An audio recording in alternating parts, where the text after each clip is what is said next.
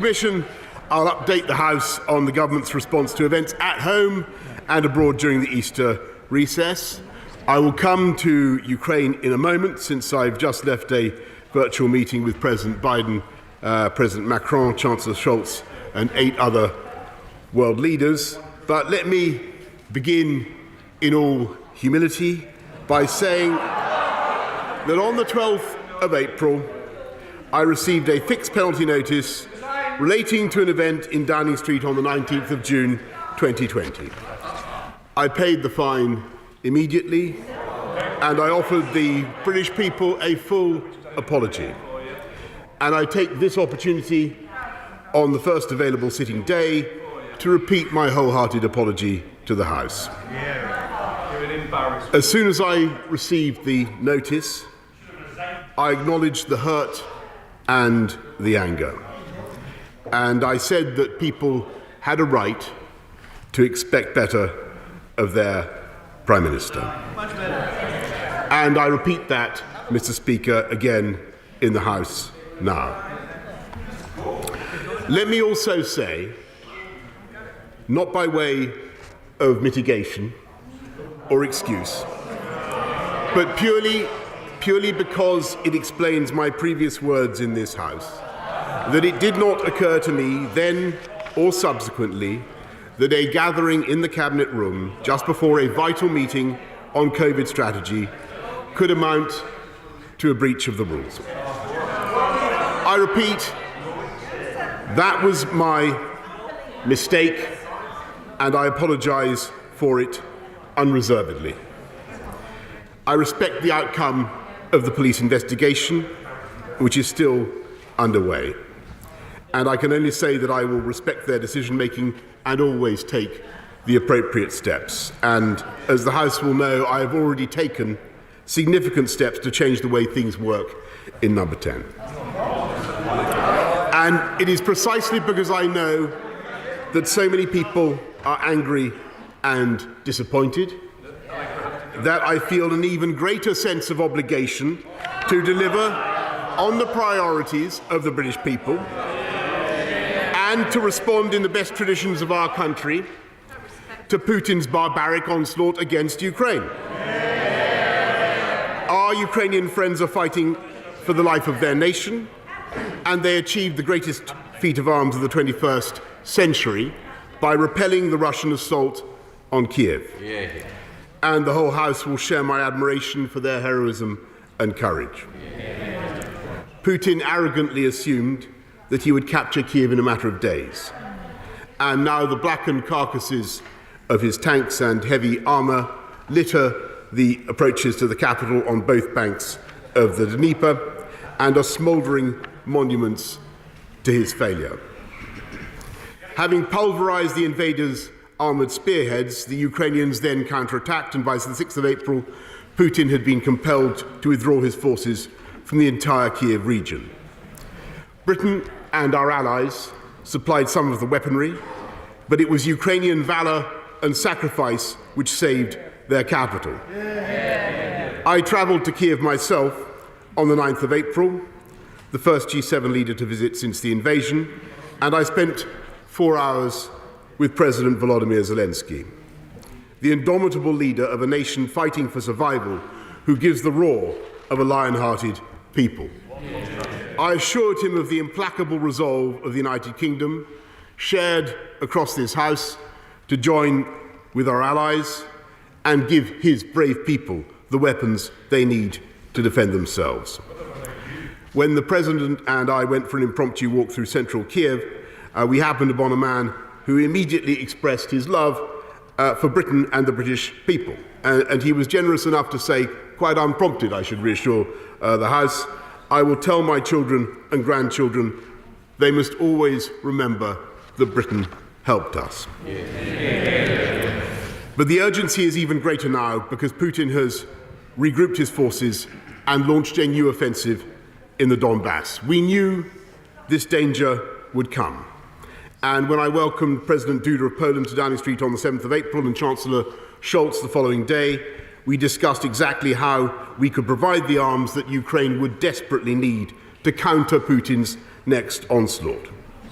On the 12th of April, I spoke to President Biden to brief him on my visit to Kiev and how we will intensify our support for President Zelensky, and I proposed that our long-term goal must be to strengthen and fortify Ukraine to the point where Russia will never dare to invade again. Just as our foreign policy must look to the long term, the same is true of this government's domestic priorities. And as we face the economic aftershocks of COVID and the consequences of Russian aggression, that is above all in tackling the impact on British energy prices and on consumers and on family bills. And that's why we're spending over £9 billion to help families struggling with their bills. We're helping families to insulate their homes and reduce costs, and to end our dependence on Putin's oil and gas, and to ensure that energy is cheaper in the long term. We published on the 7th of April a new strategy to make British energy greener, more affordable and more secure. We will massively expand offshore wind, and in the country that split the atom, we will build a new reactor not every decade, but every year. This government is joining with our allies to face down Putin's aggression abroad while addressing the toughest problems at home, helping millions of families with the cost of living, making our streets safer and funding the NHS to clear the COVID backlog. My job is to work every day to make the British people safer, more secure and more prosperous, and that is what I will continue to do, and I commend this statement to the House. We now come to the Leader of the Opposition, Keir Starmer. What a joke. Even now, as the latest mealy-mouthed apology stumbles out of one side of his mouth, a new set of deflections and distortions pour from the other. But the damage is already done.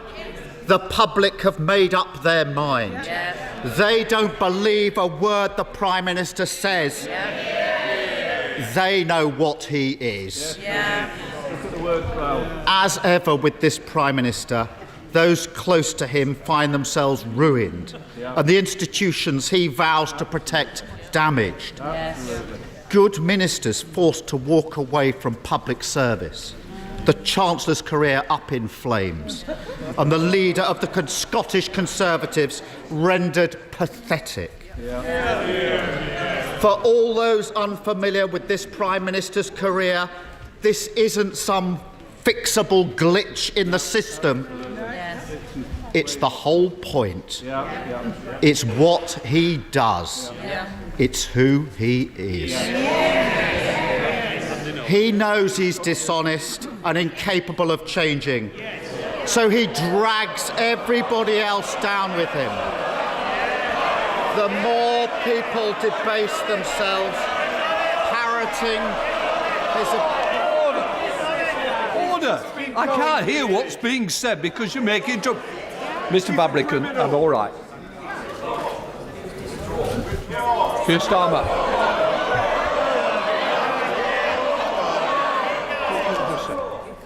You look desperate.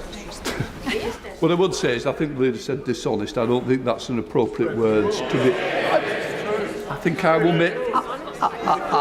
We don't want to talk about breaking rules, do we? I don't think that's a good time to discuss. I just say, I think if he just withdraws that and works around it, I'm sure that with the knowledge that he's gained over many, many years, he can use appropriate words that is in keeping with good temperate language of this House. Keir Starmer. Mr. Speaker, I respect that ruling from the Chair. The Prime Minister knows what he is. And so he drags everyone else down with him. The more people debase themselves, parroting his absurd defences, the more the public will believe all politicians are the same, all as bad as each other, and that suits this Prime Minister just fine. Some members opposite seem oblivious to the Prime Minister's game. Some know what he's up to, but are too weak to act. But others are gleefully playing the part the Prime Minister cast for them.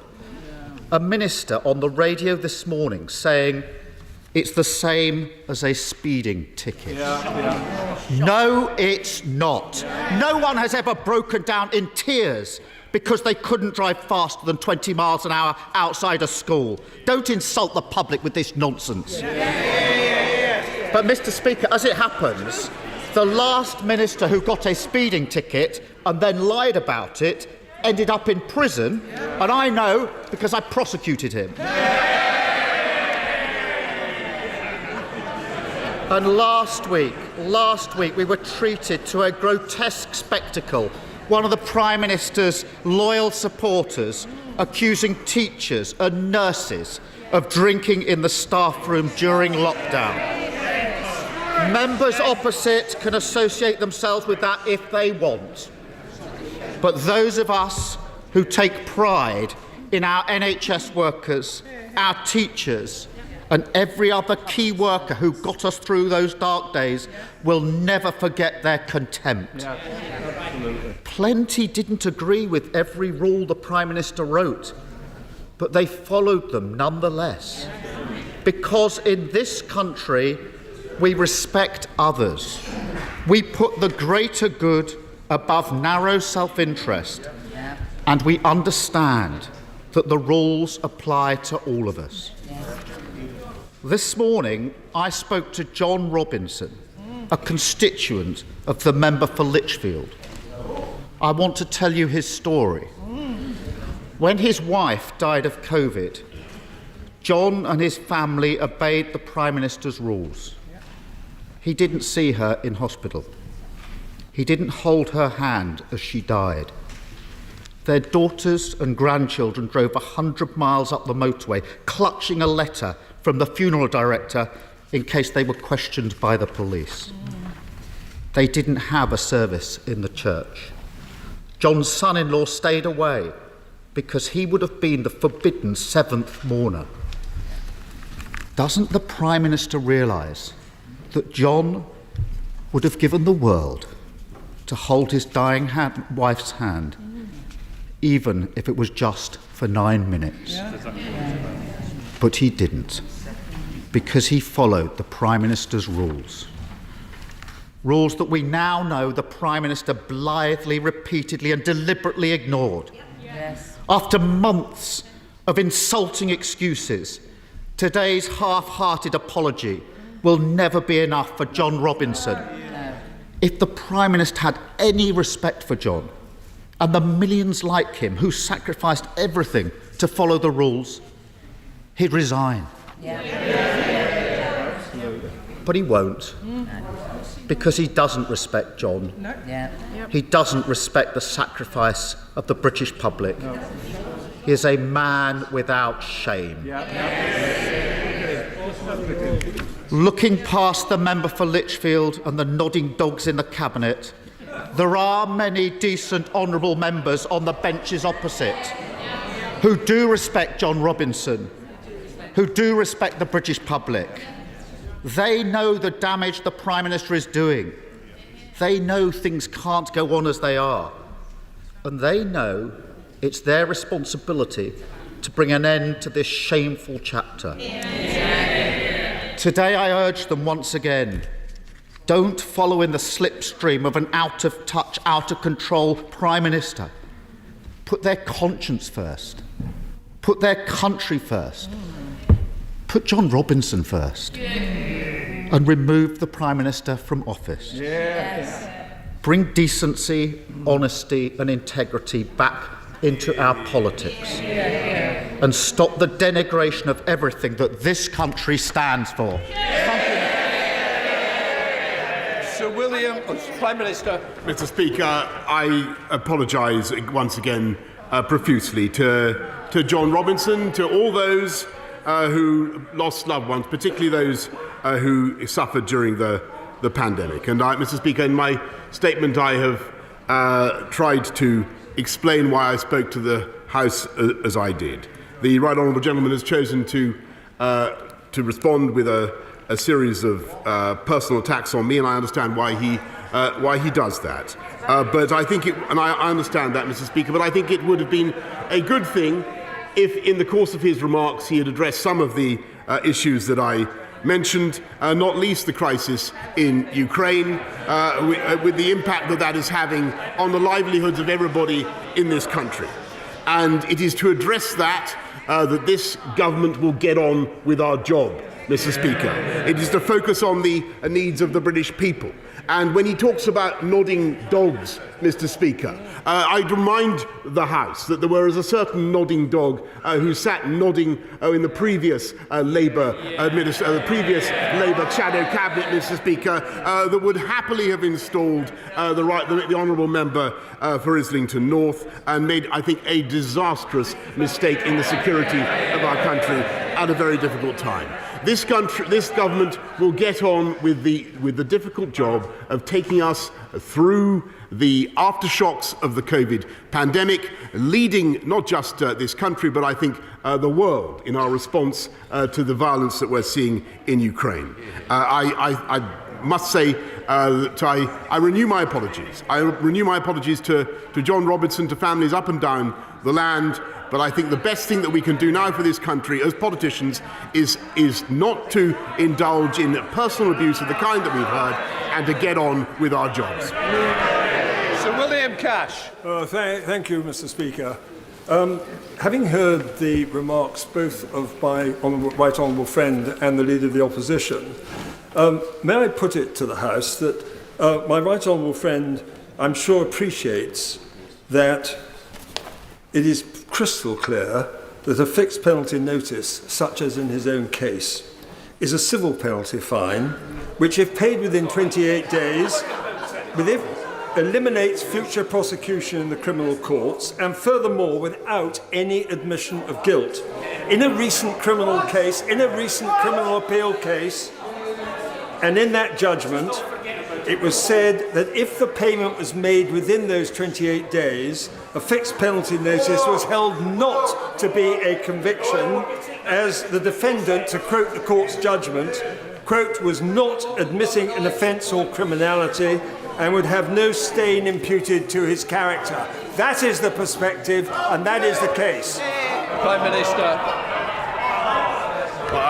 Mr. Speaker, I want to make it absolutely clear that I in no way minimise the importance of this fine. I am heartily sorry for my mistake, and I accept completely the decision of the police. Leader of the SNP, Ian Blackford. Thank you, Mr. Speaker.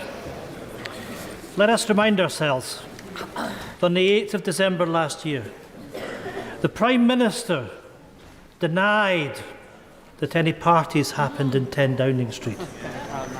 They are the very same parties that the police have now fined the Prime Minister for attending. By now, people know that the rules of this House prevent me from saying that the Prime Minister deliberately and willfully misled this House. But maybe today that matters little, because the public have already made up their minds. YouGov polling shows 75% of the British public and 82% of people in Scotland have made their minds up on the Prime Minister. The public knows the difference between the truth and lying. Hear, hear. And they know that the Prime Minister is only apologising for one reason, and one reason only. It's the only reason he ever apologises, because he's been caught. After months of denials, his excuses have finally run out of road, and so must his time in office. The Prime Minister has broken the very laws he wrote. To try and argue that he did not know he had broken his own laws would be laughable if it wasn't so serious. Prime Minister, you can't hide behind advisers. Or a mask. He knows, we know, that the dogs in the street know that the Prime Minister has broken the law. This is the first Prime Minister to be officially found to have broken the law in office. A law-breaking Prime Minister. Just dwell on this. A Prime Minister who has broken the law and remains under investigation over additional law-breaking. not just a lawbreaker, a serial offender. If he has any decency, any dignity, he would not just apologise, he would resign. Yes. Mr. Speaker, the scale and the seriousness of the issues we are all now facing demand effective leadership from a Prime Minister who can be trusted. The Tory cost of living crisis and the war crimes being inflicted on the Ukrainian people need our full focus. In a time of crisis, the very least the public deserves is a Prime Minister they can trust to tell the truth. And for this Prime Minister, that trust is broken and it can never be fixed. The truth is that a majority of people across these islands will never trust a single word he says again. So the questions today are not so much for a Prime Minister desperately clinging on to power. The real question is for Tory backbenchers. Will they finally grow a spine and remove this person from office? Or is the Tory strategy to go on about standing behind a Prime Minister who the public can't trust with the truth? Mr. Speaker, I direct the right honourable gentleman what I said earlier. I apologise profusely for my mistake and for what I have got wrong, and I repeat that. He asks about whether this government is capable of providing effective leadership during the current crisis and in standing up to Russia, and I would just remind him that I think it is still the policy of the Scottish National Party to dispense with this country's independent nuclear deterrent at a particularly crucial time. I don't think that's what this country needs right now. John Whittingdale. Many of my constituents are angry about breaches which happened 2 years ago, and I welcome the Prime Minister's recognition of that and his apology. But does he agree that we currently face the gravest crisis in our global security for a long time, and it is essential that we remain focused on beating Putin and stopping the aggression against Ukraine? Can he say what additional measures we can now give to Ukraine following his discussion with President Biden and others to ensure that Putin's aggression cannot be allowed to succeed? I thank my right honourable friend, and I repeat my apologies, my contrition. But I want to say on the state of the war in Ukraine, it's at a very perilous stage, and it is vital now that we don't allow Putin to gain momentum in the Donbass as he well could, and in the east, and that's why we are stepping up our supply of military hardware, the kind that I think the Ukrainians particularly need now. This will become an artillery conflict. They need support with more artillery. That is what we will be giving them, Mr. Speaker, in addition to many other forms of support. Dame Margaret Hodge. Thank you, Mr. Speaker. I see that the Prime Minister is anxious to move on to other issues, and I think the question is, can he do that? And I will take one example. Can he perhaps explain to me, to the House and to the country, how he can credibly justify, on the one hand, calling for the resignation of the boss of P&O Ferries when he faced allegations that he broke the law, while on the other hand, refusing to resign when he himself is guilty of actually breaking the law he set? I thank her very much, and I think that what the P&O Ferries did was entirely wrong, as I've told the House before. And I think, by the way, that I made a serious mistake, and I apologise for it very sincerely. Mark Harper, I lost him. Speaker, I strongly support the government's actions in standing up to Putin's aggression and helping Ukraine defend itself and our values. And it's exactly at times like this that our country needs a Prime Minister who exemplifies those values. I regret to say that we have a Prime Minister who broke the laws that he told the country they had to follow, hasn't been straightforward about it, and is now going to ask the decent men and women on these benches to defend what I think is indefensible. I'm very sorry to have to say this, but I no longer think he is worthy of the great office that he holds. Well, I must say to my right honourable friend. I know the care and the sincerity with which he weighs his words, and I bitterly regret what has happened. I bitterly regret the event in Downing Street, as I have said. But I do believe that it is the job of this government to get on with the priorities of the British people, and that is what we're going to do. Ed David. Speaker, a poll over the weekend asked 2,000 people what they think of the Prime Minister. The most common word they used, by far, was liar. Yep. Does the Prime Minister understand how profoundly damaging it is to our great country to have a government led by a man the public no longer trust and no longer have confidence in? Mr. Speaker, if the Prime Minister won't resign, will he at least give Conservative MPs on Thursday a free vote?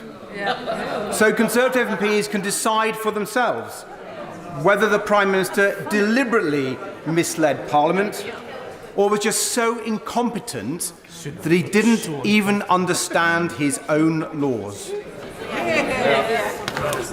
Mr. Speaker, I repeat what I've said earlier. I disagree profoundly with what he's just said, but I repeat my apology to the House and to the country. Jake Barrett. Thank you, Mr. Speaker. The people of Rossendale and Darwin will have weighed the words of the Prime Minister carefully, listening to them today, and they will, like me, feel that it is a contrite and wholehearted apology. They will also be looking at the action of the Prime Minister in Ukraine, and I wonder if he would consider putting Britain at the forefront of a new Marshall Plan to rebuild Ukraine after Putin has been defeated, and fund this in part by the assets confiscated by the British state from Russian oligarchs. Can I thank my right honourable friend for his excellent suggestion? It's one, indeed, that the UK government is already pursuing, and in my conversations with President Zelensky, we did discuss exactly how the supporters and friends of Ukraine around the world can help to rebuild that beautiful country when the conflict is over. Coulter.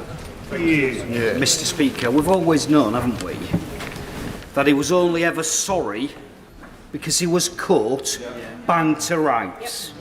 And this latest spin about the Met having it wrong is designed to bully the Met and to provide cover to his backbenchers that haven't got the bottle to sack him. But the country has already concluded that he's either a liar or an idiot. Sorry. I said we want temperate language. When we have the motion on Thursday, that is a different matter. For today, we're not using language like that. Well, I withdraw the word liar, Mr. Speaker, but the electorate will have already decided. But what everybody knows is that he is a lawbreaker. Yeah. So if the Met have got the wrong end of the stick, why doesn't he challenge these penalties before the criminal court? Have his day in court. I thank the honourable gentleman very much, and I just want to repeat what I said in my statement earlier, which is that I fully respect the decision of the police. Dr. Julian Lewis. Does my right honourable friend have the power to authorise Sue Gray to publish her report in full? And if so, will he use that power in order to put an end to this matter so that we do not get diverted away, as we are being, from such crucial question as supplying armaments to Ukrainian Democrats? I thank my right honourable friend very much, but I think it very important that the Met should conclude their investigation before the Sue Gray's final report. Today marks the Prime Minister's 1000th day in office.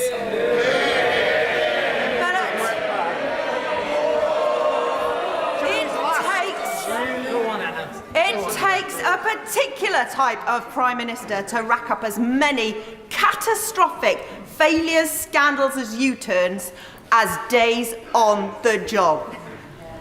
From the Tory-made cost of living crisis, dodgy COVID contracts for his cronies, unlawfully proroguing Parliament, and now breaking the law. Enough is enough. So will the Prime Minister confirm if this 1000th day will be his last? Well, I might add to her list, Mr. Speaker,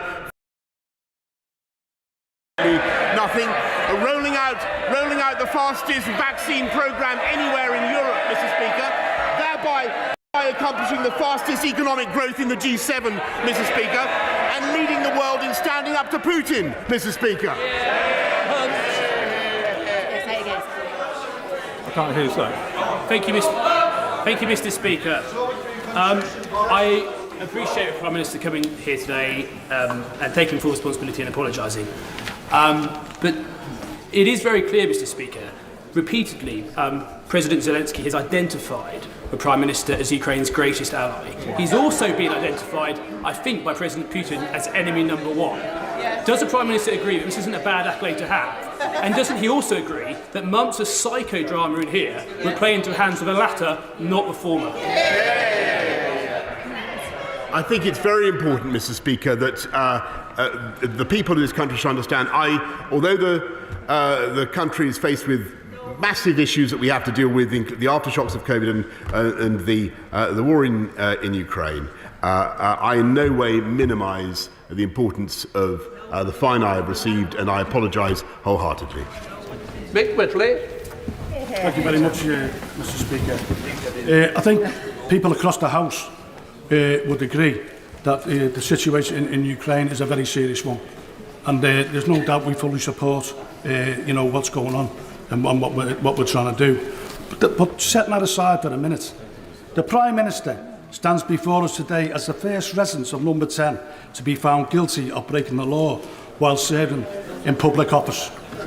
And while he's finally apologised today, it's been accompanied by the absurd caveat that the man who set the rules couldn't understand them. Will the Prime Minister concede that him remaining in office would deal a grievous blow to the rule of law in this country? And for the first time in his career, will he put the national interest before his personal ambition and resign? Thank you very much. I repeat my apology. I direct him to what I've said earlier on, and I think what the people of this country need is us focusing on their issues and their priorities, and that's what the government is going to do. Holly Membercroft. Can I thank the Prime Minister for the update he's given this afternoon on the energy security strategy, and particularly for the support that this offers for steel. It is the latest in a long line of support that the Prime Minister has brought forward. It also sets out plans on wind, solar and nuclear. Does he agree with me that the best possible place to make the steel needed for these projects is right here in the UK? Yes, and she is completely right. And that's why our energy security strategy is so absolutely vital, not just for consumers, but also for British industry. Richard Bergen. Thank you, Mr. Speaker. A new poll shows 3/4 of the public think the Prime Minister deliberately lied about breaking lockdown rules. Yet on Thursday, the Prime Minister will order his MPs to stop his law-breaking ever coming before the Privileges Committee. If the Prime Minister has nothing to hide, why doesn't he do the straightforward thing and refer himself to the Privileges Committee? What's the Prime Minister scared of? Mr. Speaker, the House will decide. Stop that. Peter Bone. Thank you, Mr. Speaker. May I thank the Prime Minister for coming to the House at the earliest opportunity to update us on this situation. On Thursday, sir, following your announcements this morning, this House has got to decide whether to refer the Prime Minister to the Privileges Committee. There is only one issue. Did the Prime Minister deliberately mislead the House? Could I ask the Prime Minister, did you deliberately mislead the House at the dispatch box? No, Mr. Speaker. Sammy Wilson. Prime Minister, there will be millions of angry people across the United Kingdom today, even after the apology which has been given here today, who will still remain angry because of what they've gone through. But I think that any objective listener today will recognise that for whatever reason, the apology given today was a genuine apology, and that we now need, and that. I would also remind the Prime Minister there are hundreds of thousands of unionists in Northern Ireland who are angry about other things as well that happen. But rather than focus on the past, I think it is important we focus on the future. And the Prime Minister has said that he discussed today the situation in Ukraine with world leaders. That situation is becoming very desperate. What discussions has he had about giving the appropriate weaponry to the Ukrainian forces so that they can drive back the Russians, liberate their country, and avoid all of the consequences, whether it's in terms of our economy, oil, or food for the rest of the world? I thank him very much, and as he knows, the UK is in continuous discussion with the Ukrainians about what we can do to help them defend themselves, and a lot has gone, and a lot more will be going. Well, while I'm at it, I want to pay tribute to a particular Northern Ireland business, used to be Short Brothers, now Thales, that has been absolutely indispensable, as he knows, in helping the Ukrainians against Russian armour. John Barron. Mr. Speaker, the government and British people have provided extensive support to Ukrainian refugees, but there remain in Afghanistan around 200 British Council contractors, many of whom are fleeing from the Taliban. I'm awaiting a meeting with the refugee minister, one that was promised back in November. Will he use his good offices to speed that meeting along? I thank him very much, and yes, of course, and those 200 contractors for the British Council should, I believe, automatically be eligible, and certainly should be able to come under the scheme that we put in place, but I'll make sure he gets the meeting he wants. Yeah.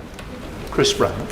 Thank you, Mr. Speaker. As chair of the all-party group on Russia, I found it very difficult this Easter to have any faith seeing the barbarity meted out to the people of Ukraine. Women tortured, raped, their children tortured and raped, their menfolk, in many cases, their hands tied and then shot in the back of the head. All of these we know to be war crimes. But many of these worst atrocities are being committed by sociopaths working as mercenaries, paid for by the Russian government, by the Russian state, but nonetheless working as mercenaries. The UK still isn't a signatory to the Convention on Mercenaries. Isn't it time we put a stop to this terrible barbarity, not just in Ukraine, but in other places in the world where mercenaries from the Wagner Group operate with sociopathic intent? I thank him very much, and I thank the right honourable. I will study his proposal on mercenaries, and I say to him that I think he's been right for a long time on Russia, and he's been vindicated. Sir Geoffrey Clifton-Brown. Thank you, Mr. Speaker. I've heard the fulsome apology by the Prime Minister, but what he is doing is taking a lead in Ukraine, and what he needs to do, if I may suggest, is keep giving Ukraine defensive weapons so that we can eventually drag President Putin and the Russian Federation to a peace agreement, and then will he lead the world in gaining reparations so that that great country can be rebuilt again. I thank him very much, and I thank him for his staunch position on Ukraine. He's completely right. I'm afraid that there is now no easy way of finding a diplomatic or a negotiated solution. I know the House would have preferred that, but I think it's going to be very difficult, as it were, to construct an off-ramp for Vladimir Putin. And we are now in a logic where we must simply do everything we can collectively to ensure that Vladimir Putin fails, and fails comprehensively, in Ukraine. Mohammed Yassin. Thank you very much, Mr. Speaker. The majority of my constituents are sickened and furious that the Prime Minister broke the laws that they followed, putting their lives on hold, missing out on big life events, and even losing the chance to say goodbye to loved ones to protect the NHS and save lives. Does the Prime Minister agree with my constituents, Robert, who believes that lawbreakers should not be lawmakers? Mr. Speaker, I apologise profusely particularly to all those who lost loved ones, and I know painful it has been, but I repeat what I've said. I believe that the job of the government now is to get on with delivering on the priorities of the country at a difficult time. Brendan Clark-Smith. Thank you, Mr. Speaker, and I know the Prime Minister has offered his wholehearted apology for the fixed penalty notice he received, which I very much welcome. But can I encourage the Prime Minister not to take any lectures from the Labour Party opposite, bearing in mind the number of FPNs their previous cabinet received, and yes, speed does kill. Yes. Or, of course, on this occasion, the FPNs that the Labour Party and SNP did not receive. Does the Prime Minister agree with me that everybody should be equal under the law? Well, yeah, of course I agree with that, Mr. Speaker. But the issue here today, let's be frank, is what I did and what I got wrong, and I renew my apologies. Dame Angela Reevell.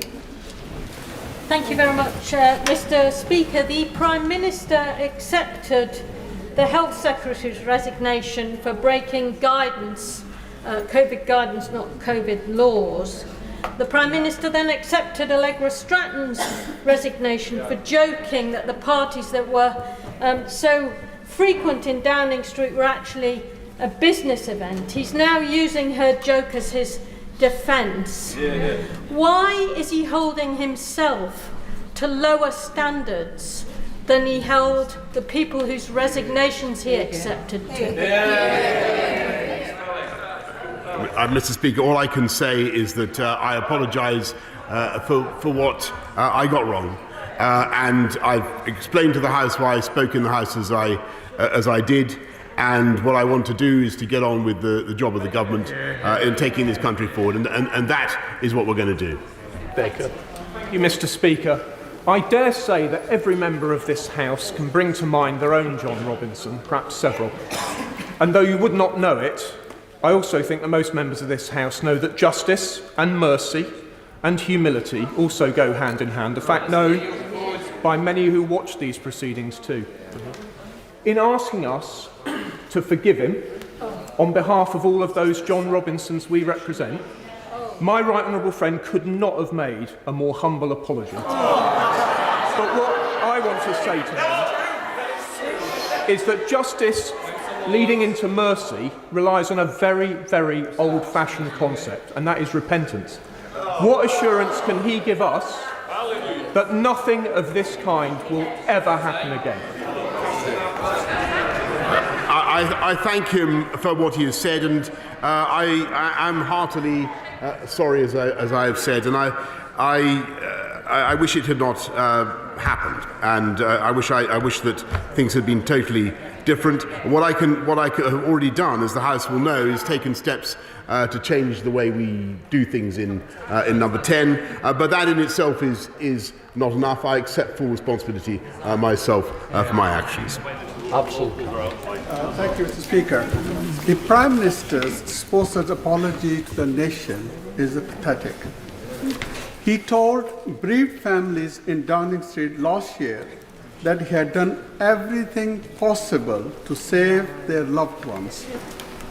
Now he's been fined for breaking his own laws, illustrating just how soft the Tories have become on crime. And does the Prime Minister accept his words ring hollow for those of us who have lost the loved ones? I repeat what I've said, and I know that the honourable gentleman has experienced bereavement during the pandemic, and I'm sorry for his loss, and I repeat my apologies for what happened in number 10. Michael Fabricant. Mr. Speaker, I was desperately sad to hear about my constituent John Robinson. My own best friend, his mother died in hospital, and he wasn't able to see her. And I do recall, of course, that the Prime Minister's mother also died during that COVID crisis. We've all suffered from these heart-wrenching tragedies, and none of us should forget it. But I just want to ask a quick question, if I may, regarding the Ukraine. The Prime Minister has announced that he's going to provide new modern mobile ground-to-air missile systems. how will we be able to train the Ukrainians during this war situation so that they can be put into use before it's too late? I thank my right honourable friend, and I repeat my condolences to his friend. And I just to tell him on the Star Streak and other systems that we're using, that we're supplying to the Ukrainians. The Ukrainians are now being trained, as he can imagine, outside the theatre, the immediate theatre of conflict. Murray Rimmer. Mr. Speaker, the Prime Minister genuinely doesn't seem to understand how he got his fine or what he did to break the law. He wrote, "What an utter nonsense." Does the Prime Minister understand that if a man is so incompetent that he can't understand his own rules, is he also a man who can't understand the public's challenges, the pace and scale of the soaring cost of living? I thank her, and that's exactly why the government is focused on those issues. That's what we need to get on with. It's dealing with the aftershocks of COVID, the impact of the Ukrainian crisis on fuel prices and on inflation. That is where we are focused 100%. Yes, someone needs to have the courage to get rid of the leader. The leader who is sitting in the Kremlin and causing the deaths of tens of thousands of innocent people. And maybe I only speak for myself, I say it in all humility. I'm not going to give the satisfaction of that death's head tyrant of removing a British Prime Minister who was given an apology, who was working night and day to save thousands of lives. You went downstairs to thank his staff who were doing the same job. He has apologised. Let's show some compassion. I thank him very much for what he has said. I just want to say one important thing. It is very, very important in this Ukrainian crisis that we do not make it an objective to remove the Russian leader or to change politics in Iran. This is about protecting the people of Ukraine. That is what we are doing. And Putin will try to frame it as a struggle between him and the West. We cannot accept that. This is about his brutal attack on the people of Ukraine. Yeah, Antoniazzi. Thank you, Mr. Speaker. Here we are again talking about the Prime Minister and his misdemeanours. It is frustrating for all of us on both sides of the House that we have to still be here. But the Prime Minister has led us this merry dance. Nobody else. The Prime Minister. Please, after all the apologies today, Prime Minister, resign, because we have had enough. The country deserves better. Well, I thank her very much, and I must respectfully, if you'll forgive me, direct her to what I've already said. Mark Pritchard. Speaker, can I recognise the Prime Minister's contrition, humility and apology before the House today?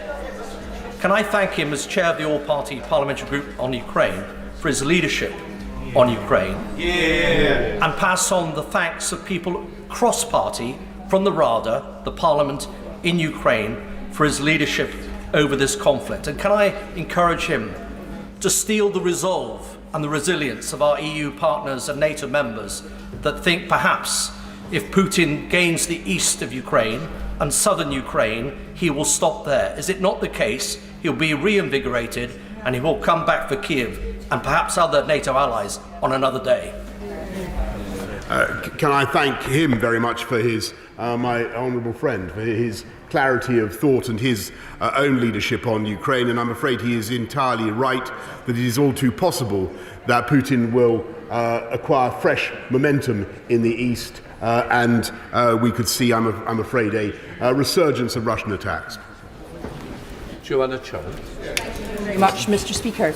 It's quite difficult to follow the Prime Minister's excuses, but I think what he's saying today is that he didn't think he was breaking any COVID rules because the gathering in respect of which he was fined was covered by a workplace exemption.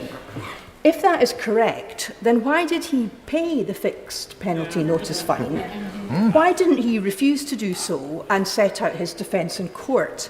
Can I suggest that he didn't do so because he was afraid of his track record to date before the courts of both this jurisdiction and indeed my own in Scotland?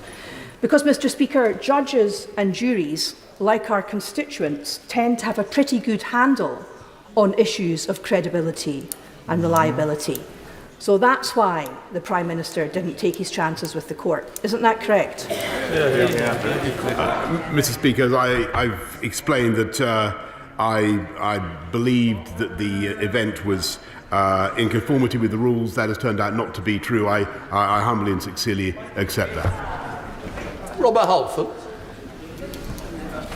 Thank you, Mr. Speaker. I thank the Prime Minister for what he said in this House today. I think it will mean something to my constituents of Harlow. He mentioned that one of the great challenges that the government is facing is about the cost of living, and could he build on the work of the Chancellor in the spring statement to take further measures to cut the cost of living, perhaps either getting rid of the green levies that act as 25% of our energy bills, or at least introducing a downwards escalator, so when the international energy price goes high, the green levies would be reduced. I thank him very much, and I know that he's campaigned assiduously for his constituents and for the whole country to reduce the burden, particularly of fuel costs.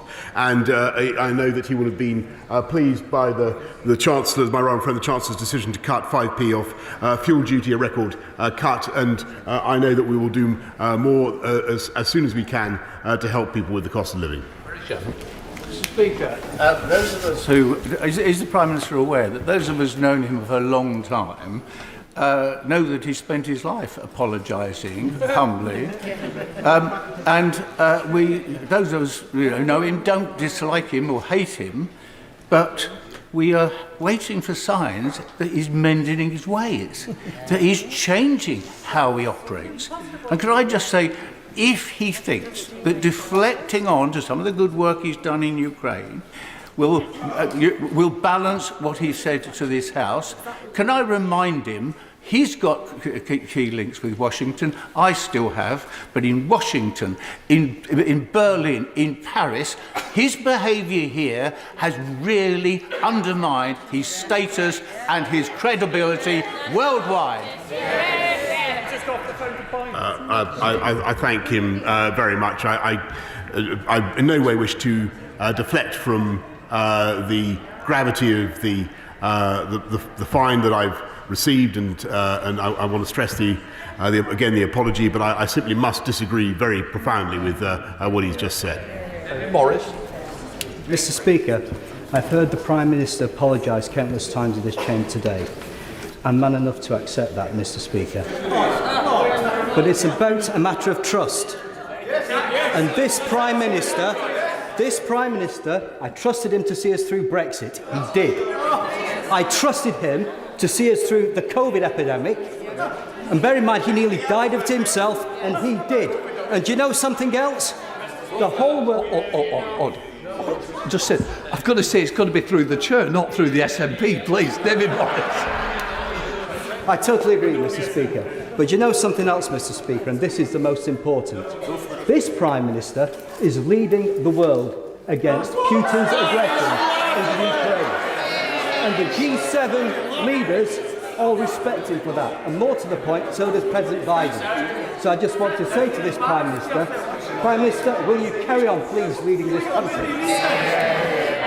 I thank him very much, and the answer to that is yes, I will, but that in no way means that I wish to mitigate what the offence that I've been found guilty of, nor to in any way undermine the importance of my apology. Alex Cunningham. Thank you very much, Mr. Speaker. My constituent Jason Green wrote to me today to tell me how his wife lost his mother suddenly last year, but couldn't travel to be with her father, who himself died 3 days later because they were following the law. They didn't get to the funerals either because they were abiding by the law. He doesn't forgive the Prime Minister. He says the apologies are too late and the Prime Minister should resign. What's he got to say to Jason and his family? Well done. I apologise again not just to Jason, but to the families of all those who lost loved ones during COVID. And I repeat what I've told the House earlier on. Alan Cairns. Thank you, Mr. Speaker. I thank the Prime Minister for his statement and for the way in which he made it. President Zelensky said yesterday that the conflict in Ukraine has moved to the second phase. Now, we all recognise that the balance between offensive and defensive weapons is very, very fine. As the conflict continues to develop, will my right honourable friend continue to review where that line stands? Prime Minister. I thank him very much. He's asking an extremely important question, and the answer is that I don't think any NATO country, any Western country, wants to see its forces or its or our own weaponry directly engaged with Russia. What we want to see, that's to say, with the use of our own troops and personnel, but it is, I think, wholly legitimate and morally right to give the Ukrainians the equipment with which to protect themselves. Just for this.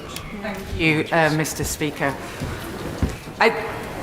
The Prime Minister has come here today, and to some respects I would have very much welcomed an entire statement about what has been happening in Ukraine, and it does feel a little bit like he seeks cover, which is shameful. But the truth of the matter is that on the cost of living crisis, on all the issues that we face both domestically and in foreign affairs, the fundamental of whether people can trust our politics matters. And if the people in this room do not ask for the Prime Minister to bear the rigour of the things that are put in place to ensure that leaders cannot mislead this House, if they don't walk through the lobby to do that, they are setting a dangerous precedent. Yes, so through you, Mr. Speaker, I won't speak to the Prime Minister, I speak to them. What I ask the Prime Minister is, shall I look forward to this same statement at the next fine? And to stretch the metaphor of the speeding fines, after 3 fines on the road for speeding, one has one's driving licence removed from them. So at what point in his fine history will he see sense? I thank her very much, and I want to repeat what I've said already. I apologise for the fine I received. I can't comment about any hypothetical situations. Robin Miller.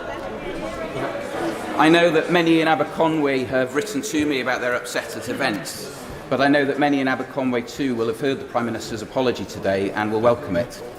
I welcome it. Indeed, perhaps we all have a hope that there's forgiveness in our future and not just punishment for our past. I also welcome the fact that the Prime Minister talked about his obligations. So could he please update the House then on his commitment to strengthening the United Kingdom of Great Britain and Northern Ireland, please? I thank him very much. I thank him for all the work that he does to protect and support the Union with Great Britain and Northern Ireland, and as he knows, it's under a lot of pressure caused by the Northern Irish Protocol, which I believe is undermining the balance of the Good Friday Agreement, and we will have to sort it out, Mr. Speaker. There's Sybil Roberts. Prime Minister debases himself, he debases his office, he debases his government, and he debases those who seek to defend him. He is a millstone round his party's neck. The Welsh Government's, Welsh Conservatives' 18-page local election manifesto makes zero reference